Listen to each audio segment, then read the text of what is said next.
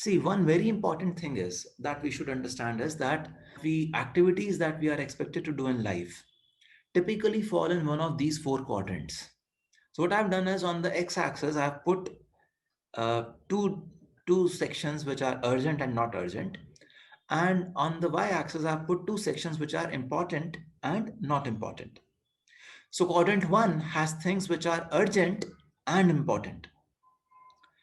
Quadrant two has things which are not urgent but are important. Quadrant 3 has things which are not important but are urgent. Quadrant 4 has things which are not important and not even urgent. So, can you give me some examples of things in quadrant 1? Studying for exams. Deadlines, hmm? Pressing problems, deadline driven projects, stuff like that. Studying for exams. Exams are deadline driven. What do you think would be not important but urgent, anyways? Mm, I think like revising the course, not important but urgent. Revising the course is not important. It is very important. You have to revise the It's course. very important. So it's quadrant 2 actually. That's Yes. important too. So quadrant 3 would be needless interruptions. Hmm. Mhm. Unimportant meetings. You are studying for your exams and a friend comes and says, चल यार थोड़ी देर गप्पे आते हैं मेरे को पता है किसी ने कुछ बताया some gossiping, some backbiting around someone, talking about other people while you're working on something which is important. So these are needless interruptions. Phone calls. You're working on something important. You're studying for your exams, or you're doing, something that you really love to do, painting something or cooking something, and there's a phone call, and you have to attend the phone call because you do not know whether the stuff in there is important or not. So these are quadrant 3 activities. What would be quadrant 4 activities? Any ideas? Watching TV Watching? or shows. Watching shows. Yeah, but see, till the time I'm watching TV for some relaxation, some entertainment, that is okay. When it is that I do excessive watching of TV, when I am excessively on, say, Instagram or Facebook or, stuff like that, that is what becomes Q4. See, a little bit of socializing, little bit of everything is fine. Little bit of relaxation, sleeping is fine, but just sleeping through the day, that is Q4. So then what is Q2? There was one example of Q2 that was given. Other examples of Q2. What could be Q2? Hobbies. Hmm? Hobbies. Pursuing Hobbies hobbies. that make you happy. Okay. Yes. They are important. They are not urgent. Yes. What else? Future planning, I guess.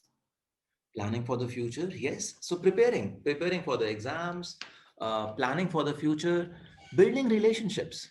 Now say, मैंने थोड़ी देर पहले कहा कि there was this friend who came while you were studying and that's an interruption. But now when this friend came, this friend was crying, was in a terrible mood. Then spending time with this friend at that point of time is relationship building. So you may want to do that. You may want to plan and go and meet your uncles and aunts and grandparents just so that they are joyful, they are happy. So that is Q2. Spending time in this kind of a session where you clarify what you value and what you do not value. That is Q2. So quadrant 1 is the quadrant of necessity. See, you anyways have to do it. है ना? There's a assignment that came just yesterday and it's expected to be submitted tomorrow. So you have to do it. It's urgent and it's important. Assignment carries marks. But Q3 is a quadrant of deception. It appears to be important because many times we confuse urgency with importance. We should be able to distinguish between things which are just urgent and not important. And we should have the courage to say no to those things. Hmm? Quadrant 4 is the quadrant of excess and waste. And quadrant 2 is the quadrant of effectiveness. This is the quadrant that we should focus on. So when a quadrant 3 activity comes and tries to digress us, to take us away into some time wasting stuff, you should say a no. And you should say a yes to something that is in Q2. The more focus you put on Q2, the better you prepare, the less crisis you will have to handle. The more you work on prevention, the less crisis you have to handle. Better relationships, again, lesser crisis you have to handle. So you should always strive to live above this line, either in Q1 or Q2, and focus on Q2. Q1 has to be managed. Q1 cannot be done away with. There will always be some Q1 activities every now and then. You manage the Q1 activities, but your attention and focus should be on Q2 activities. You remember we just in the beginning of this exercise, we defined our roles and some goals related to those roles.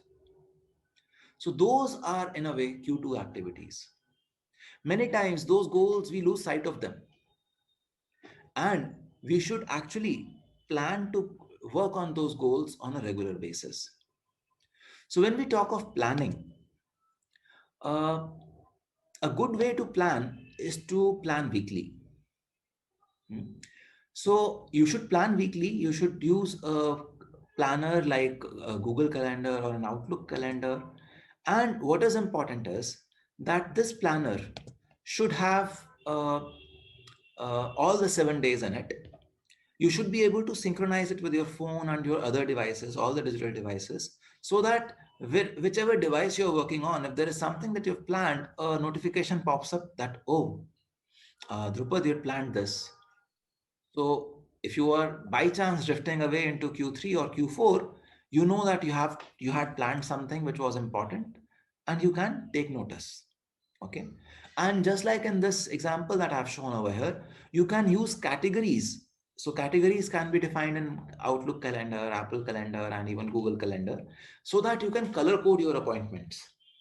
It makes it easier for you to just get a good quick glimpse and see, okay, today I have a lot of Q2 things to take care of, or I have a lot of relationship heavy things to take care of, or I have a lot of future heavy things to take care of. So it can kind of orient your mind in the beginning of the day itself. Okay. Then when you sit down to plan, what you should do is you should first list down your goals and activities for the week. And this should include stuff that you identified in your mission statement corresponding to the different roles that you play. And it should also include topics like, assignments that need to be submitted, appointments that you have made already or that you need to make, a doctor's appointment, a dentist, or whatever. So all those things should be included in this.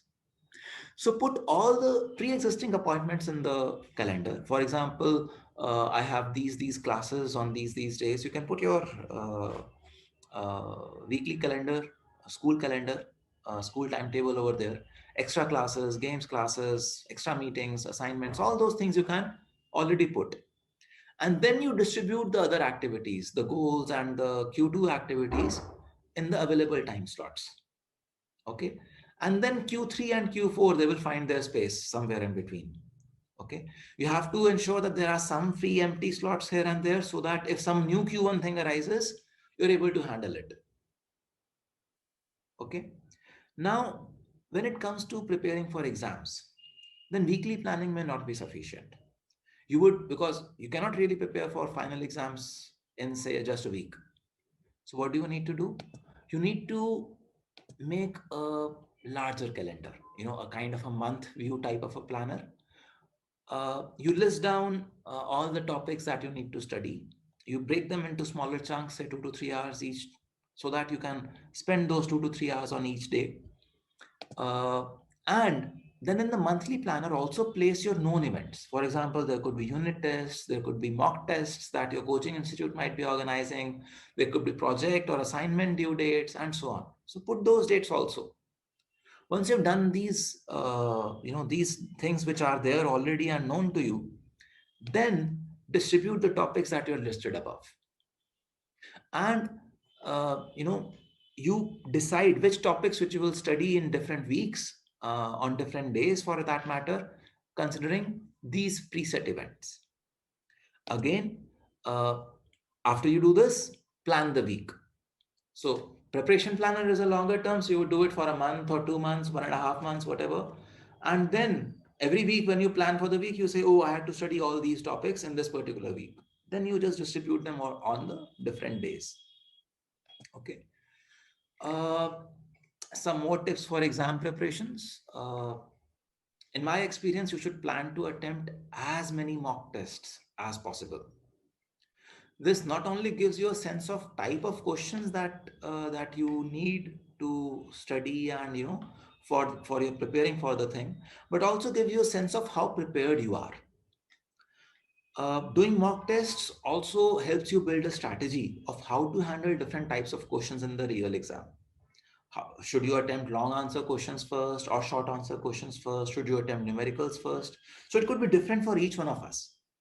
And you can find out your niche area or your best hit on the exams by identifying these tips for yourself. Okay. Additionally, and very importantly, it gives you a sense of timekeeping for the actual exam. That in the actual exam, you have about 3 hours, for example. So how much time should you spend on a 4-hour question, a 4-mark question? How much time should you be spending on a 10-mark question, and so on? So it gives you a good sense of that, so that in the actual exam, you're able to handle things better. Preferably, sit to do these mock tests at the same time as the actual exam, so that your body is alert at those times.